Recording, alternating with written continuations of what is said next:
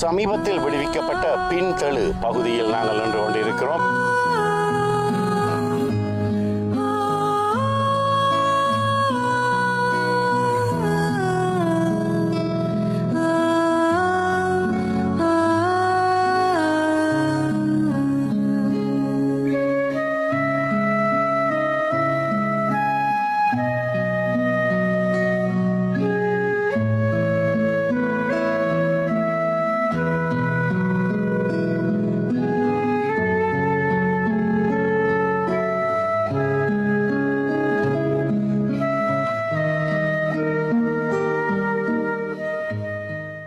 இடத்தில் எனக்கு பின்னால் தெரியும் சில வீடுகளை நீங்கள் பார்க்கக்கூடியதாக இருக்கும். இந்த வீடுகள் அனைத்தின் உரிமையாளர்களும் இவர்கள் ஒரே குடும்பத்தைச் சேர்ந்தவர்கள்.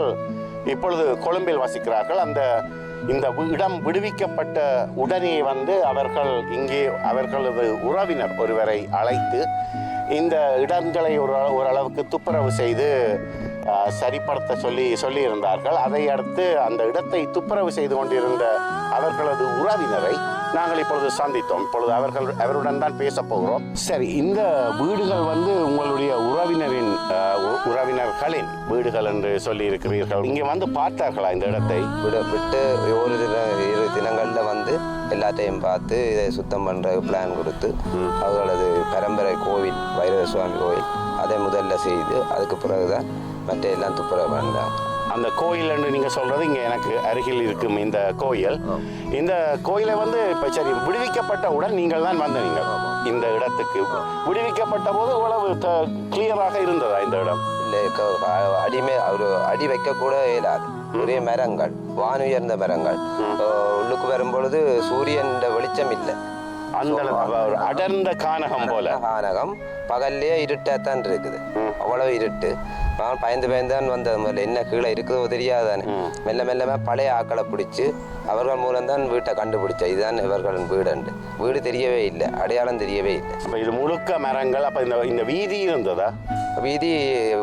வீதி இதுன்னு சொல்றார்கள் பழைய ஆக்கள். ஆனா வீதி மாதிரி இல்லை, வீதி மெண்டே இல்லை. அதுக்குள்ள மரங்கள் வளர்ந்து மற்றது மாடுகள் இறந்து கிடந்து அப்படி பல இதுகள் இருந்தது. சரி, அப்ப இந்த கோயில் எப்படி கண்டுபிடிச்சிங்க? கோயிலுக்கு அவர் ஒரு பழைய ஐயா சொன்னார். அவர்கள் வீட்டுக்கு முன்னுக்கு பொன்னுச்சாமி என்றதான் இந்த வளவின் உரிமையாளரின் பெயர். அவர்களும் வீட்டுக்கு முன்னுக்கு ஒரு வைரசுவாமி கோயில் இருக்குமென்று அதை பார்க்கும்பொழுது இடிபாடுகளுடன் ஒரு கூரையில் இல்லாமல் இருந்தது. அதுக்கு பிறகு இதுக்கு பின்னால் இருக்கும் வீடுகள் அவர்களது தான். இதில் 3 வீடு, அங்கால 2 வீடு, இதெல்லாம் அவர்களின் சகோதரிகள்கிட்ட என்று சொன்ன பிறகுதான் எனக்கு தெரியும். அப்போ இப்போ நீங்கள் ஒரு அளவுக்கு இந்த வீடுன்னு சொல்லி இந்த வீடுகளை அடையாளம் கண்ட பிறகுதான் இந்த இடத்தை நீங்கள் துப்புரவு செய்தீங்களா? துப்புரவு பண்ண தொடங்கினது. அதுவும் கொஞ்சம் நாங்கள் ஆராய்ஞ்சு பல ஆக்களை கேட்டு தான் கால் வைக்க தொடங்கினது. முதல்ல மெல்லமா ஒரு ஒற்றையடி பாதை தெரிஞ்சு அதால தான் போனது. மற்ற அங்கே இங்கே வைக்க பயம், என்ன இருக்குதோ ஒன்று தெரியாது. பிறகு எல்லாரும் இல்லை பிரச்சனை இல்லைன்ற பிறகுதான் ஆக்களை போட்டு துப்புரவு பண்ணாது.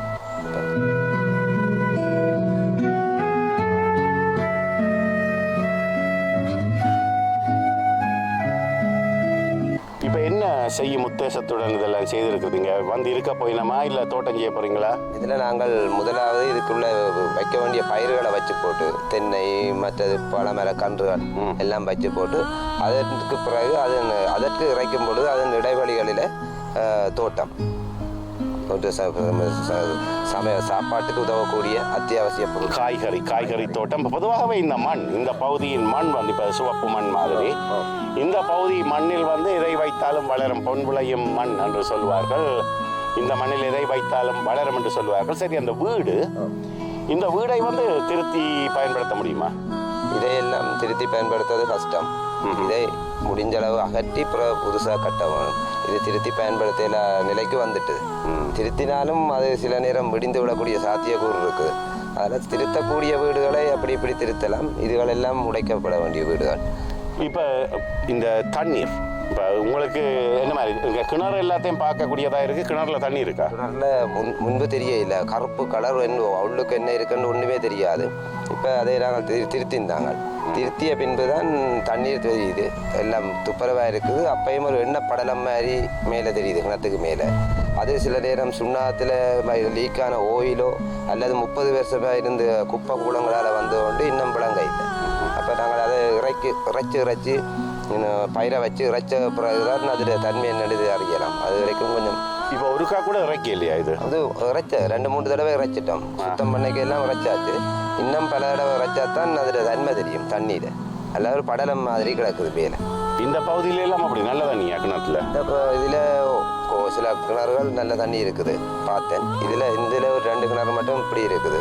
அப்போ சில நேரம் குப்பை அது மங்கி கிடந்ததால், குப்பை வேலை வருஷங்கள் இருந்ததால் சில நேரம் அது காரணமாக இருக்கலாம்னு நினைக்கிறேன். இல்லை, அந்த நல்ல தண்ணி சொன்னால் அந்த உப்பு தண்ணி இல்லையா? அங்கே உப்பு இல்லை, உப்பு தண்ணி இல்லை. நல்ல தண்ணி பயிருக்கு ஏற்ற தண்ணி, மனிதர் பாவிக்கக்கூடிய தண்ணி. இப்போ இந்த வீட்டின் உரிமையாளர்கள் வந்து அவர்களுக்கு இங்கே வந்து வசிக்கும் திட்டம் ஏதாவது இருக்கிறதா? அவர்களுக்கு என்னென்னா, அவர்கள் சில பேர் வெளிநாட்டுக்கு போய் அப்படியே செட்டில் ஆகிட்டாங்க. அவர்கள பாதி பேர் கொழும்பில் இருக்கிறாங்க. அவங்க வந்து வசிக்காட்டியும் தாங்கள் பிறந்த இதை விட மாட்டாங்க. ஏன்னா அவங்க உடனே இது அறிஞ்ச உடனே வெளிநாட்டில் இருக்கிறவரும் வந்து பார்த்துட்டு போயிட்டாங்க. மிகவும் ஆர்வத்துடன் தமது பகுதி விடுவிக்கப்பட வேண்டும், விடுவிக்கப்பட்டவுடன் வந்து நாங்கள் எமது இடத்தை போய் பார்க்க வேண்டும் என்ற ஆர்வம் அவர்களுக்கு இருக்கிறது. அப்போ அந்த வகையில் வந்து இந்த இடத்தை நன்றாக வைத்திருக்க வேண்டும், தமது சந்ததிக்கு காட்ட வேண்டும் என்ற ஒரு நோக்கம் கூட அவர்களுக்கு இருக்கலாம். சரி, இப்போ இந்த இடத்துல வந்து ஆக்கள் மற்ற பக்கத்து வீடுகள், முன் வீடு, இங்கெல்லாம் வீடுகள் காணப்படுகின்றன. அவர்கள் எல்லாம் வருகிறார்களா இங்கே? வந்து அடிக்கடி வந்து பார்த்து செல்கிறார்கள். வேலைகளை செய்து கொண்டிருக்கிறார்கள். ஆட்களை போட்டு அடிக்கடி வருகிறார்கள். அவர்களும் இப்போ கொழும்பு போன்ற புற இடங்கள் தான் இருக்கிறார்கள். இருந்தாலும் விடாமல் வந்து பார்த்து கொண்டு இங்கேயே, அதாவது மாதத்தில் 15 நாள் இங்கே இருக்கிற மாதிரி வந்து கொண்டிருக்கிறார் எல்லோரும். அப்போ அந்த வீடுகள் எல்லாத்தையும் துப்புரவு செய்யும் பணியெல்லாம் நடந்து கொண்டு தான் இருக்குது. இப்போ இந்த பகுதியில் வந்து நாங்கள் நிறைய பேரோட பேசிக்கல வந்து அதில் வந்து இந்த வீட்டு திட்டங்களை பற்றி எல்லாம் சிலர் பேசிக்கொள்கிறார்கள். அப்படியான யாராவது அமைப்பு வந்து இங்கே அணுகி அப்படி ஏதாவது பேசினார்களா? இங்கே அங்கால அடுத்த J236வது பிரிவில் வீட்டு திட்டம் கொடுத்துட்டாங்க. அது என்ன நிறுவனம் என்று சொல்ல தெரியல. கொடுத்து இப்பொழுது வீட்டு திட்டங்கள் நடைபெற்று கொண்டிருக்கிறது. மக்கள் மிகவும் ஆர்வத்தோடு இரவு பகல் பார்க்காம வேலை செய்கிறாங்க. நாங்கள் இங்கே விட்டவுடன் முதலாவதாக அது கொட்டிலோ இதென்று ஒரு கோல குடிசை என்றாலும் பரவாயில்லை வந்து தங்களோட பூமியில் இருக்க வேணும் என்ற ஆர்வத்தோடு வேலை செய்கிறார்கள். தாங்களும் ஒரு ஆளாக சேர்ந்து கஷ்டப்பட்டு அதை இது பண்ண வேணும் என்று நிறுவனங்களோட ஒத்துழைப்போடு நடந்து கொண்டிருக்கின்றனர். மற்ற பகுதி, இந்த பகுதி இன்னும் சரியான இது வரவில்லை. இது J235வது பிரிவு. நீங்கள் சொல்கிறது J236. உங்களுக்கு அடுத்த அரிசி அதில் வேலைகள் நடக்கின்றது. இந்தியாவில் இன்னும் சரியாக தொடங்கவில்லை. கூடிய சீக்கிரம் இங்கும் நடைபெறும். அப்போ இப்போ இந்த பகுதியை வந்து அவர்கள் விடுவித்த பிறகு, இந்த பகுதியை அவர்கள் விடுவித்த பிறகு வந்து இதற்குள் இராணுவம் ஏதாவது வார மாதிரி அப்படி ஒன்றும் இல்லையா? இல்லை, இதுவரை காலம் இல்லை. ஒரு தடவை சற்று அங்கால் இதற்கு அங்கால் செல்வோம். எங்கள் வளவுக்குள்ளால் வரும்பொழுது எங்கே சார் போகிறீங்கன்னு கேட்க அங்கால போகிறோம் என்று சொன்னார்கள். அவர்களது கேம்ப் அங்காலே ஒன்று இருக்காது. ஒருக்கா எங்களால் கண்டனாங்க. அதுக்கப்புறம் வரவே இல்லை, இந்த பகுதிக்கு வரவில்லை. ஆனால் அவர்களோட மனநிலை என்னென்னா, இப்போ பிரித்து கொண்டு ரயில் ரோட்டுக்கு அங்கால் போன உடனே அவர்கள் எங்களை எதிரி மாரி ஒரு குறிப்பிட்ட காலம் பார்த்தார்கள். நாங்கள் அவர்களின் ரோட்டால் வந்தால் உடனே அவர்கள் சொல்லுவார்கள், உங்களுக்கு தந்தாச்சு அங்கால் பகுதி, நீங்கள் அப்படியே போங்கள் என்று எங்களை ஒரு மாதிரி கலைத்தவங்க. இல்லை, இப்போ நீங்கள் சொல்கிறது இப்போ என்ன நான் எப்படி விளங்குதுன்னு சொன்னால் வந்து அதில் அந்த ரயில்வே பாதை இருக்கிறது, காங்கேசந்துறை ரயில் நிலையத்துக்கு போகிற பாதை. இந்த பகுதியெல்லாம் வந்து இராணுவத்தின் கட்டுப்பாட்டில் ஒரு காலத்தில் இருந்தது. அப்போ அவர்கள் தங்களுடைய பகுதியை நீங்கள் எடுத்தது, ஆனால் உண்மையில் இந்த பகுதி உங்களுடையது. உங்களுடைய பகுதியை அவர்கள் வைத்திருந்து விட்டு அதை விட்டு கொடுப்பது அவர்களுக்கு கொஞ்சம் கஷ்டமாக இருக்கிறது என்று சொல்லுவீர்கள். என்ன கஷ்டம்னா அது அதாவது தண்ட சொத்தை கொடுத்தது மாதிரி அவங்க ஃபீல் பண்ணி எங்களை கொஞ்ச நாள் எதிரியாக பார்க்க தொடங்கிட்டாங்க. 30 வருஷமாக வைத்திருந்த சொத்தை இழந்த சோகம். அதனால் அவர்களோட பகுதியால் மழை பெய்யும் பொழுதும் போகலாம் பெறலாம். அப்போ எங்களை இஞ்சால சேறு சகதியாக இருந்தால் நாங்கள் அந்த பாதையை பாவிக்க உடனே சொல்லி போட்டாங்க, இஞ்சால வர வேண்டாம், உங்களோட பகுதி அங்கால. அது ஒரு வித்தியாசமான மூமெண்ட்ஸாக இருந்து கொஞ்ச காலம். அதுக்கு பிறகு இப்போ எங்களோட அந்த சேப்பை வந்து ஒரு மாதிரி ஒரு பிரச்சனை இல்லை, நல்லா நைஸாக கதைக்கிறாங்க. முதல் இன்னும் எதிரியை பார்த்த மாதிரி தான் இருந்தவங்க. அதாலேயே சனம் ஒரு குறிப்பிட்ட நேரம் இருட்டும் பிறகு நிற்காயினம் 2, 2, 3 எண்ணம் என்ன வலிக்கிட்டு போயிடுவாங்க. இதில் அவன் என்ன நிலப்பாட்டில் இருக்கிறாங்களோ இந்த மணல் என்ற பாதில். உண்மையை சொல்ல போனால் வந்து அவர்கள் தான் இங்கே ஒரு விருந்தாளிகள் போல வெளி இடங்களில் இருந்து வந்து உங்கள் சொந்த இடத்தில் தங்கி இருக்கிறார்கள். ஆனால் அவர்கள் ஒரு மாதிரியாக கொஞ்ச நாள் பார்த்திருக்கிறார்கள்.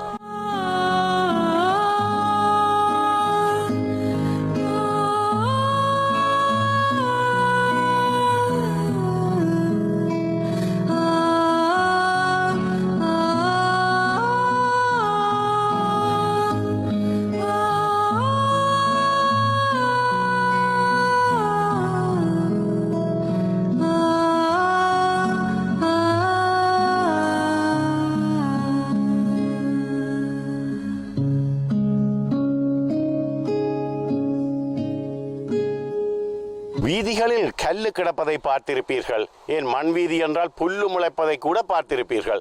ஆனால் இங்கே இந்த 30 வருடமாக யாரும் பயன்படுத்தாத வீதி ஒன்றில் ஒரு பெரிய பனைமரமே வளர்ந்திருந்ததைத்தான் இப்பொழுது இங்கே வெட்டி இந்த பகுதியில் போட்டிருக்கிறார்கள். நடு வீதியில் இவ்வளவு ஒரு பெரிய பனைமரம் ஒன்று வளர்ந்திருக்கிறது. அந்த அளவுக்கு இந்த பகுதியை இதுவரை யாருமே பயன்படுத்தாமல் வைத்திருந்திருக்கிறார்கள்.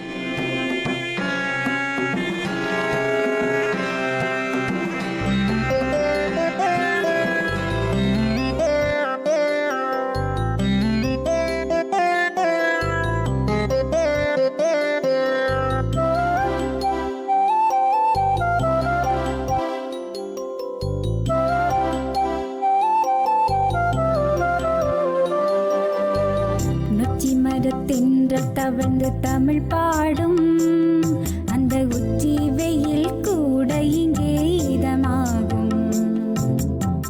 நெல்லி மர நீழல் நெஞ்சில் நிழலாடும் கந்தன் பள்ளி கொள்ள இவையாகும் சுகம் சேர்க்கும். பார்ப்புகளும் பழனியிலே பங்குனி தேரோட்டம் எந்த அளவிற்கு பிரபல்யமானதோ அந்த அளவிற்கு பிரபல்யமானது இங்கே ஜாழ்ப்பாணத்தின் இணுவிலே இடம்பெறுகின்ற பெருமஞ்ச திருவிழா.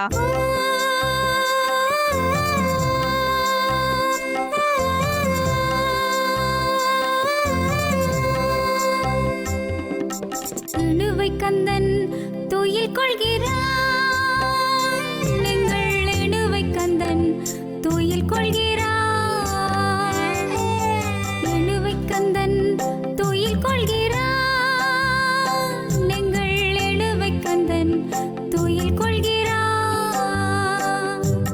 இணுவிலே கோயில் கொண்ட கந்தசாமி பெருமான் வள்ளி தேவானேஸ்வ வருடத்தில் 2 முறை மஞ்சமேறி மக்களுக்கு அருள் புரிகின்றார். அதில் ஒன்று தைப்பூச திருவிழா, மற்றையது 25 நாட்கள் கொண்ட திருவிழாவின் 10வது தினம்.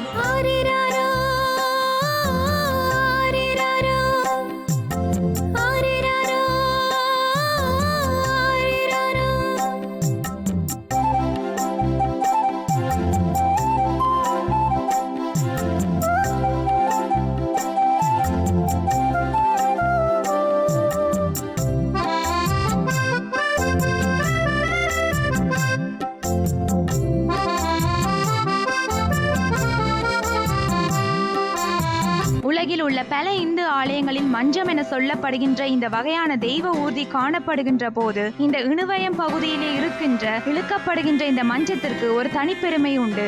அதுதான் உலக பெருமஞ்சம் என்ற பெருமை.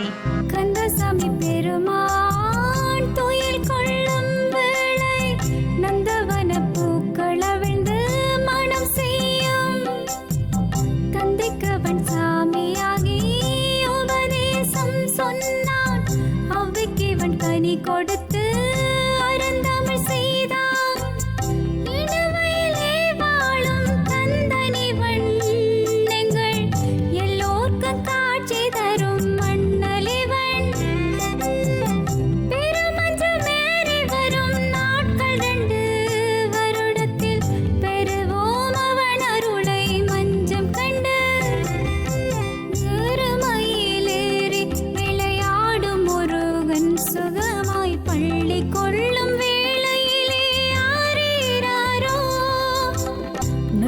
மரத்தின்றல் தவழ்ந்து தமிழ் பாடும் அந்த உச்சி வெயில் கூட இங்கே இதமாகும்.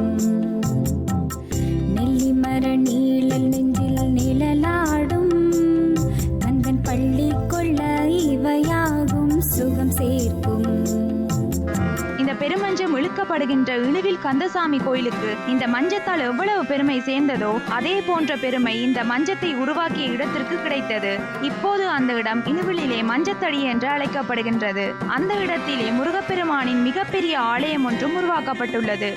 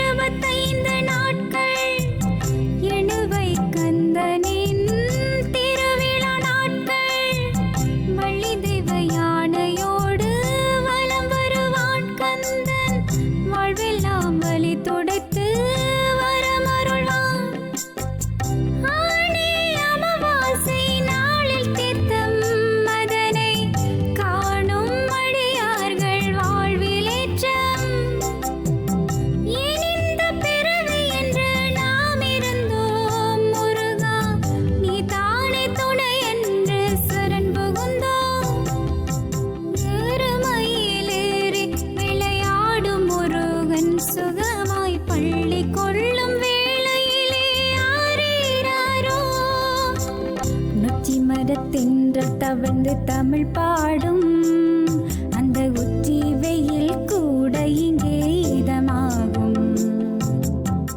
நெல்லி மர நீழல் நெஞ்சில் நிழலாடும் கந்தன் பள்ளி கொள்ள இவையாகும் சுகம் சேர்க்கும்.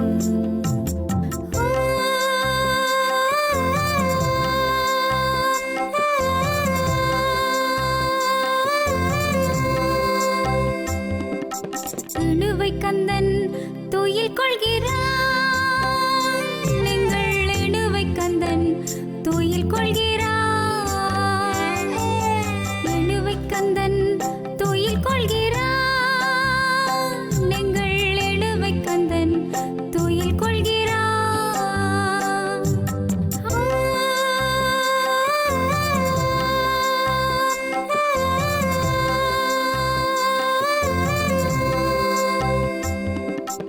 இணுவை கந்தன் துயில் கொள்கிறான் நீங்கள் இணுவை கந்தன் துயில் கொள்கிறான். இணுவை கந்தன் துயில் கொள்கிறான் நீங்கள் இணுவை கந்தன் துயில் கொள்கிறான். இணுவையிலே வாழ்ந்த சன்னியாசி யாரால் முன்னின்று உருவாக்கப்பட்ட இந்த பெருமஞ்சத்தை பற்றி கேள்விப்பட்ட இங்கிலாந்து மகாராணி 2ஆம் எலிசபெத் இந்த பெருமஞ்சத்தை நேரில் வந்து பார்த்து பாராட்டி சென்றதையும் இன்றளவு இணுவிலின் மூத்த குடிமக்கள் தமது இனிய ஞாபகத்தில் வைத்துள்ளார்கள்.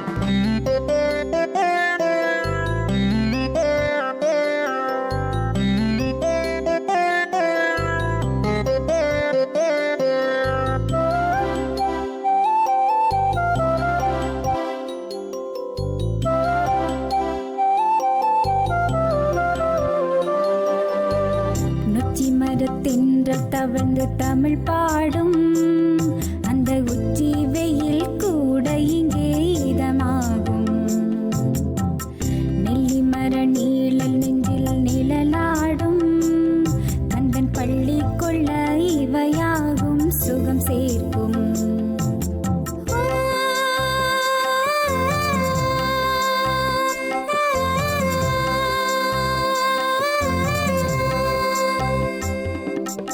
இணுவை கந்தன் துயில் கொள்கிறான் நீங்கள் இணுவை கந்தன் துயில் கொள்கிறான்.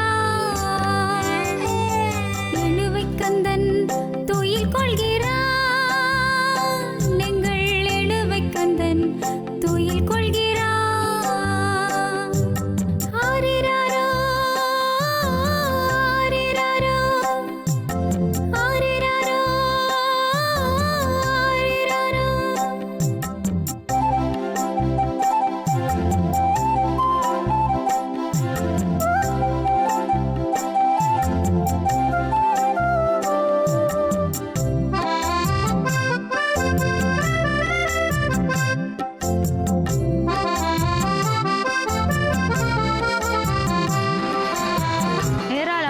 ஆலயங்கள் கொண்ட இந்த இணுவை பெருமஞ்சத்தில் கந்தசாமி பெருமான் எவ்வாறு வலம் வருகிறார், அவர் வலம் வரும் வேளையில் இணுவையின் வீதியில் நடக்கும் அற்புத காட்சிகள் என்னென்ன என்பதை இப்போது பார்க்கும் நீங்கள் இணுவை கந்தனின் அருள்மலையில் நனைவீர்கள் என்பது உண்மையிலும் உண்மைதானே. கந்தசாமி பெருமான் துயில் கொள்ளும் வேளை நந்தவன பூக்கள் அவிழ்ந்து மனம் செய்யும். தந்தைக்கவன் சாமியாகி உபதேசம் சொன்னான். அவ்வைக்கிவன் கனி கொடுத்து அருந்தமிழ் செய்தான். இணுவையிலே வாழும் கந்தனிவன் எங்கள் எல்லோர்க்கும் காட்சி தரும் மண்ணலிவன். பெருமஞ்சமேறி வரும் நாட்கள் 2 வருடத்தில் பெறுவோம் அவன் அருளை மஞ்சம் கண்டு. எருமையிலேறி விளையாடும் முருகன் சுகமாய் பள்ளி கொள்ளும் வேளையிலே ஆரீராரோ. நொச்சி மரத்தின்றல் தவழ்ந்து தமிழ் பாடும் அந்த உச்சி வெயில் கூட இங்கே இதமாகும். நெல்லி மர நீழல் நெஞ்சில் நிழலாடும் கந்தன் பள்ளி கொள்ள இவையாகும் சுகம் சேர்க்கும்.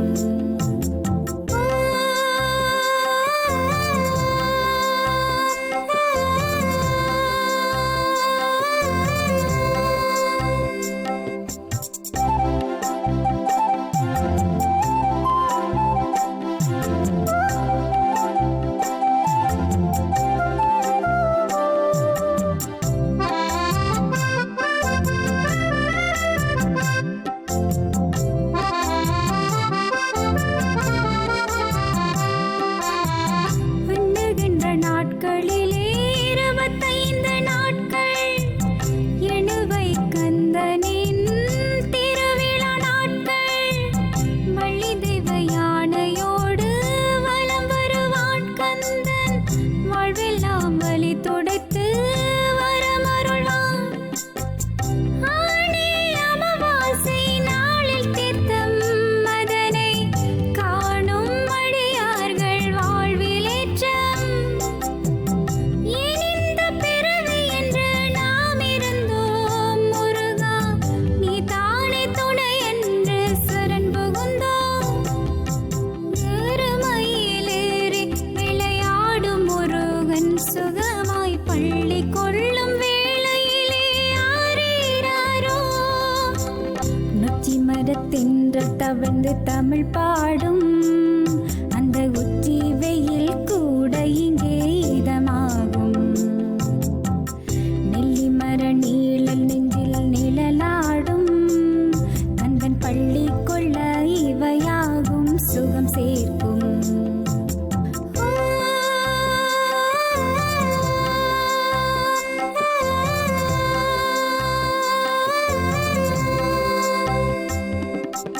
இணுவை கந்தன் துயில் கொள்கிறான்.